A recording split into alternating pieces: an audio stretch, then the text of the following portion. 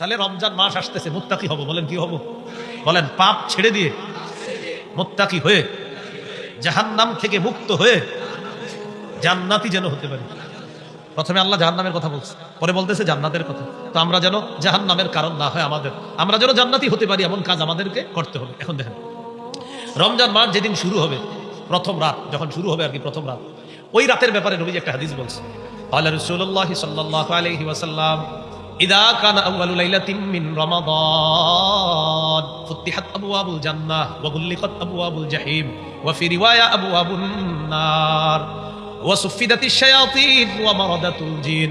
নবীজি বলেন, রমজানের প্রথম রাত যখন শুরু হয়, সাহাবীরা এভাবে ডাকতেন সবাইকে, শোনো প্রথম রাত শুরু হয়ে গেছে, আজকে জান্নাতের সবগুলা দরজা খুলে দেওয়া হয়েছে, আজকে জাহান্নামের সবগুলা দরজা বন্ধ করে দেওয়া হয়েছে, আজকে শয়তানকে শিকলে বাঁধা হয়েছে। কাকে কাকে? তো শয়তান শিকলে বাঁধা। বলেন শয়তান কোথায় বাঁধা? এরপরে রমজানে গুনাহ করি কেন করি? বলেন অভ্যাসগত গুনাহ। সবাই বলেন কি গুনাহ? তাহলে রমজানে আমরা গুনাহ কেন করি? বলেন অভ্যাসগত গুনাহ। আবার বলেন রমজানে গুনাহ কেন করি? মুত্তাকি হইতে হলে কি ছাড়তে হবে? তাই তো, মুত্তাকি হইতে হলে কি ছাড়তে হবে? রমজানে আমরা গুনাহ কেন করি? রমজান কেন? বলেন মুত্তাকি হওয়ার জন্য। রমজান কেন? মুত্তাকি হইতে হলে কি ছাড়তে হবে? রমজানে গুনাহ কেন করি? অতএব আজকে থেকে গুনাহ ছাড়ার অভ্যাস করতে হবে। কারণ ইবলিস তো 11 মাস আমারে আপনারা এনে খেলার পরও যখন 11 মাস পরে আটক হয়, 1 মাস তো ও থাকবে না, আমাদের দায়িত্ব দিয়ে যায়, দেখো তো আমি যা যা শিখাইছি এগুলো প্র্যাকটিস করবো। এই জন্য শোনা না, শোনেন, এই জন্য আজকে থেকে গুনাহ ছেড়ে দেন।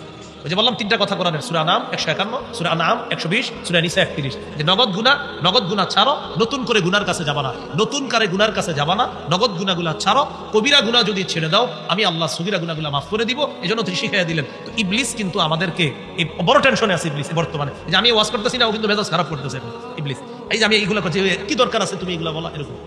তো ও কিন্তু 4 দিন পরে যে আটক হবে ও নিজেও জানে। এই জন্য দেখেন প্রিয় ভাইরা, রমজান মাসে আমরা যেন অভ্যাসগত গুনাহ না করি। আজকে থেকে যে ইবলিস ও আমাকে কথা শুনতেছে, দেখতেছে সব, নবীজি সাহাবায়ে কেরামকে বললেন, শোনো, ইন্না শায়তানা ইয়াজরি মাজরাদ দাম, শয়তান রক্ত চলাচল যেইভাবে করে এইভাবে চলতে পারে। সাহাবীরা কয়, হুজুর আপনার রক্ত চলাচলের জায়গায় শয়তান চলতে পারে? নবীজি বলেন, হ্যাঁ, ওয়ালাকিন্নাল্লাহ আ'আনানি, কিন্তু আল্লাহ আমারে শয়তানের মোকাবেলায় সাহায্য করে, ফাসলাম, তাই শয়তান আমারে ধোঁকা দিতে পারে না, আমি নবী নিরাপদ থেকে যাচ্ছি। তাহলে ইবলিস আমাদের এই বক্তব্যগুলো না এখন শুনতেছে, দেখতেছে, আর মেজাজ খারাপ করতেছে। ও কিন্তু 4 দিন পরে আটক হবে, ও জানে, তাই ওর দায়িত্বগুলো আমরা দেওয়ার চেষ্টা করবে। আজকে থেকে আমরা ইবলিসের সাথে যুদ্ধ করতে হবে, যে না তুমি ঝামেলা করো না, আমরা নতুন করে পাপের কাছে যাব না, তুমি আমরা নিতে চাইলেও আমরা যাব না। 2, নগদ পাপগুলো আমরা ছেড়ে দিব। 3, কবিরা গুনাহ থেকে মুক্ত হয়ে সগীরা গুনাহগুলো আল্লাহর কাছে মাফ নিয়ে আমরা ইনশাআল্লাহ এই রমজানে মুত্তাকি হবই হব ইনশাআল্লাহ। এরকম একটা হিম্মত করা যায় কিনা ইনশাআল্লাহ? এবার আরেকটা বিষয়, বলেন রোজা আগুন থেকে বাঁচার ঢাল। যতক্ষণ এই ঢাল ছিদ্র না হয়, রোজা নামক ঢাল ছিদ্র হয় 2টি অপরাধে। 1, মিথ্যা বলা, 2, গীবত করা। অতএব আজকে থেকে জিহ্বা নিয়ন্ত্রণ করব। মিথ্যা আর গীবত কি দিয়ে বলে? তো আজকে থেকে জিহ্বাটা ইনশাআল্লাহ নিয়ন্ত্রণ করব।